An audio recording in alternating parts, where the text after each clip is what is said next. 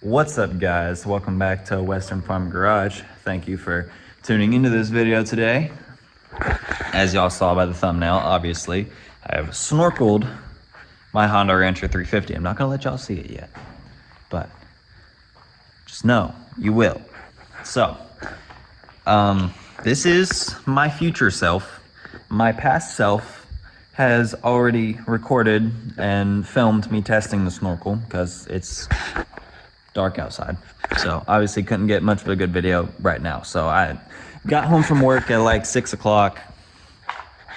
It was really starting to get dark. No, I actually got home at 7, so I only had like 45 minutes of light left, so I had to hurry up, get changed, and get on this four-wheeler and get out there. So I really didn't have time to do this introduction, so I'm doing the introduction last, and I did the last part first, and now I'm doing the first part last. Yeah, makes sense. Anyway, so we've snorkeled the Rancher. If y'all saw in my previous video where I adjusted the valves on it because it was ticking like a time bomb, literally. Got that fixed, sorta. I think I also need to replace the timing chain, but the engine's got like, how many miles does this engine have on it? Engine's got almost 4,000 miles. I'm not sure how many hours it has. Oh. And it has almost 700 hours. So, I mean, she's not terribly tired, but I'm definitely tired enough that stuff's probably about to start going bad on the motor, so fair enough. But anyway, so I will unveil the snorkel to y'all in 5, 4, 3, 2, 1. Bam. Look at that. It is a high lifter. Well, I can't really. It's backwards because my phone's on selfie. Give me a second. Bam. High lifter. Snorkel kit. Got it off Amazon. Well, really the only part that actually came was the riser, which the lighting in here is kind of crappy, but so it was just this part right here that came from Amazon. It was like $45, I think. I'll put a little image like right there. But, so, ran the vent lines, show y'all. Kind of give y'all a little in-depth tour since I didn't really film the installation of the snorkel. God, this seat's heavy. I already drove it through the pond, so the seat's like filled with water right now. Oh, that is so heavy. All right. So, out the airbox, 1.5 inch, tiny little piece of PVC to go in the airbox. You may have to take a Dremel and shave around the airbox a little bit, or just stretch it enough to where it fits in, but the boot will be kind of tight on the 1.5 inch pipe, but it will work, I promise. And then right out of the little piece of PVC, I put a boot, because I want to make the snorkel as like removable as possible. So if in the case I ever have to, like, you know, tear the four-wheeler down. So boot, 1.5 inch to 1.5 inch. And then from the boot is another little tiny piece of PVC to go in the boot. And then connecting to that little piece of PVC on the outside of the boot is a 45. Another piece of PVC, probably like, I'd say 3-4 inches long, nothing crazy, to another 45, to another piece of tiny PVC, to another boot, to, I'd say, probably, you can't really see in there, you can see it a little better there, I'd say probably about a foot piece of PVC to another 45. Oh yeah, I took a hole saw, cut through the fender. Then 45, about 7 inch piece of PVC, another 45, 7 inch piece of PVC to a straight connector to my riser. That's basically my snorkel setup. It was a little tight and it ended up pulling on the airbox boot just a little bit. So I put copious amounts of silicone down there. copious amounts of silicone. Turn my flashlight on so y'all could see. The airbox, I've seen some people silicone the airbox, but I don't find that very effective. Well, it's effective. It'll keep the water out, but if you ever need to take your airbox off in the middle of your ride, silicone is not the best way to go because one, silicone has a cure time, and so you would have to re-silicone this because it wouldn't have the same seal it did when you first put it on. And two, not everyone's just gonna have a bottle of silicone with them. So I put red grease on my airbox seal. If you don't know, grease is hydrophobic. So it will keep the water out, give it an airtight seal. Yeah, it's pretty good. I mean, I drove it through the pond with grease, and there was no water in the airbox, as you will see here later in the video. So vent lines. You have the two. One of these, I don't know which one it is exactly, but one of these runs to your front diff and your rear diff. And then one of these runs to your front brakes and your rear brakes. And then down under here, I don't know if you'll be able to see it, but there's a vent line right here on your, see this little tan line right there? Like right there on my finger? That is your vent line for your fan, for your cooling fan. And it goes and it Ys off in the line that is connected to your diff. So your diff and your fan go to a Y, and that tube will run up into here into one of these. So this is the tube, one of these is the tube that goes to that Y. So then it'll have little T connectors. So there'll be probably like two tiny pieces of tube in there. Runs into T connectors. You pull those tiny pieces off, you run your vent lines from here, makes it really easy. There, I had to actually replace and fix my rear brake vent line.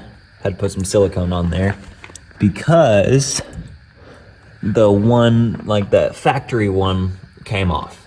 And then I had to do some janky stuff right here, so don't mind that. I had to use a T because I was out of straight line connectors. My line from my rear brake vent was cracked, so I had to replace it. I had to cut it up at right here. It did come all the way to here. This is a different piece of line, and I had to use a T connector, and I just shoved this into the T connector with silicone because didn't really have a straight one. So that's the vent lines, and then on the carburetor, you have 3 vents that you need to run. There is one right here on this side of the carb, and then there's one right here, goes right there. Oh, I got grease on my finger. One right there on that side of the carb, and then there is one bottom of the carb right there on your one-way valve for your fuel bowl drain if you have a stuck float. You will have to put a line on that because if you don't, water will get in your carb bowl by that. So now you'll run them. I just ran mine right up along the snorkel pipe instead of running them like up through the chassis and everything. I just ran them up the snorkel pipe, came up right here, zip tied them to the pipe, up through, did a little bit of electrical taping on my straight connectors, didn't do it on really any other straight connector, like electrical tape there, came up to here. There's 3 lines in total, 1 line, so 2 lines here, and then I think I actually have these, yes, I had these go into another Y, so this ended up just being 1 line. So these 2 wide into 1, these 2 right here, this one, and this one and the other one right here goes into another Y, and I have that going into 1 line. And then I have the bottom of the carb bowl on its own line. So that's why I have 3 vent lines in there. So that is my snorkel. As you can see, it looks very nice. I actually love it. It looks good. It's like, not like, I wanted something that was gonna look good. And like, not like be janky, like just some people I know, they don't care. They're just gonna run one big PVC all the way up to here with a little 90 just to get them by. I didn't want to do that. I wanted mine not to look tacky for the most part. I wanted mine to have an actual snorkel piece that looked good, you know, kind of matched, I guess, the theme. I don't know really how to call it. I'm just particular with what I like. But that is my snorkel kit for my 2004 Honda Rancher 350. Now we will cut to the next part of the video where past me will send this thing into the pond. So y'all have fun with that, and I will see y'all in the next one. Adios. What's up, guys? It is my past self. Yeah, my past self. Because the first part of this video was filmed after I am recording this, but this, my friends, is the part of the video. Well, I will be testing the snorkel on my four-wheeler that y'all saw in the previous section from my future self, which I guess would be y'all's present self. I don't know. This video was recorded, I'm gonna say probably 30 minutes to an hour before the first part that y'all saw, so that's pretty cool. Editing is a wonderful thing. So we are going to hop on the four-wheeler right now, and we are gonna drive this sucker in the pond. Test out the snorkel and pray to God it works. Get my Zika's being a little temperamental. We're running out of daylight. There we go, got it. All right. So I will see y'all when I get this four-wheeler going. Oh. Sometimes she requires two hands to start.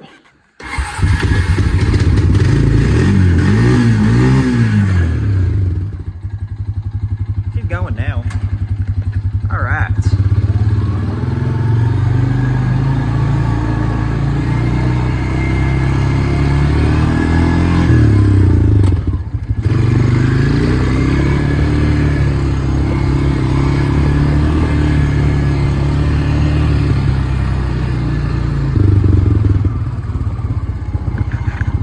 Gonna be fun.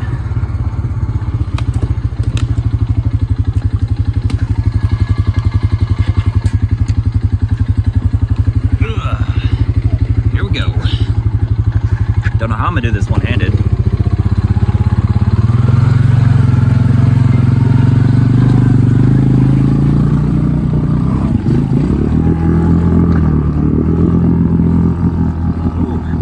We are about up to the seat.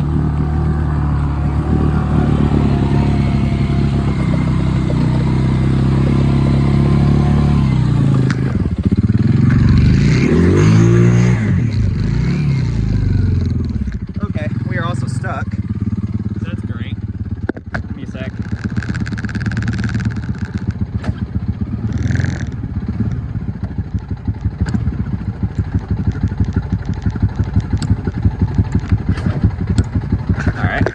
Got her in reverse. Oh, she is cold.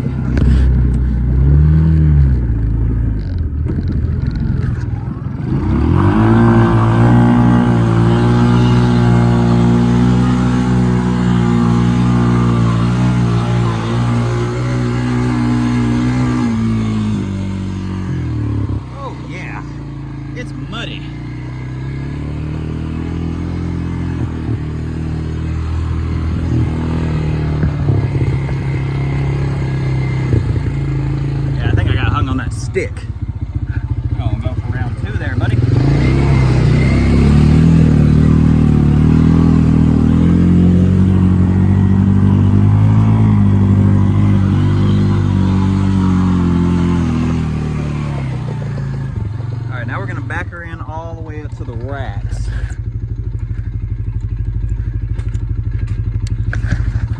right, we are going in.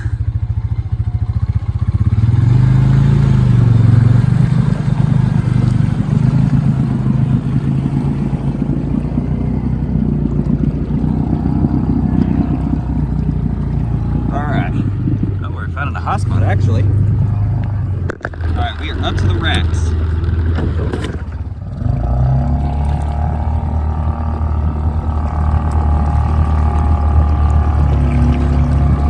Find some traction, get her going. Oh, wow. She's eating. Wow.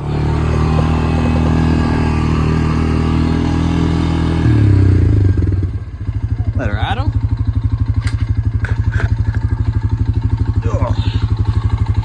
Got mud in the Crocs. It's all right. I'd say that was a success. We're gonna pull her back over to the shop and we're gonna test and we're gonna check that air box to see if I got any water in there. So I'll catch y'all when I get it back up there. There's Dylan. He's gonna go snorkel with his four-wheeler. That's what he called it anyway. Crazy kid.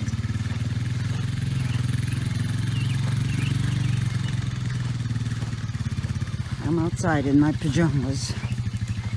He's going in. Just go. Oh my God. Dylan!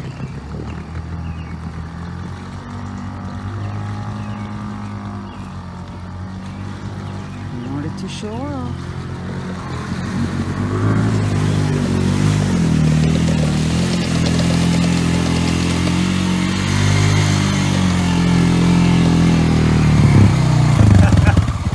Almost didn't make it out. Oh, it's fine. Oh, it's fine. Jeez, I'm proud. It's a crazy kid.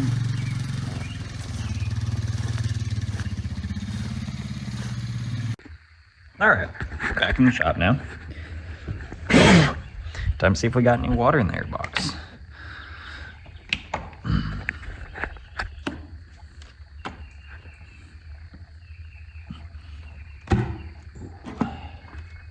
Did we?